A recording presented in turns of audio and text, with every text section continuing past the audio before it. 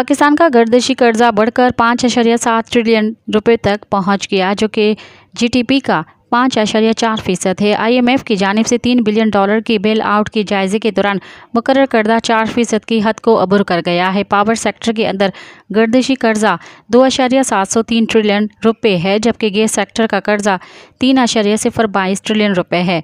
Office of research, investment and commercialisation के कायम मकाम डायरेक्टर फ़हीम जहांगीर खान ने वेल्थ पार्क से बात करते हुए कहा कि पावर सेक्टर के गर्दिशी कर्जे में ईंधन के आलमी कीमतों में इजाफे और आज़ाद पावर प्रोड्यूसर्स के साथ महंगे गैर पायदार मुआहिदों की वजह से इजाफा हुआ। मज़ीद ख़बरन ऐं तफ़सीलात लाइ विज़िट कयो असांजी वेबसाइट www.awamiNewsHD.com ऐं ॾिसंदा रहो अवामी न्यूज़ HD।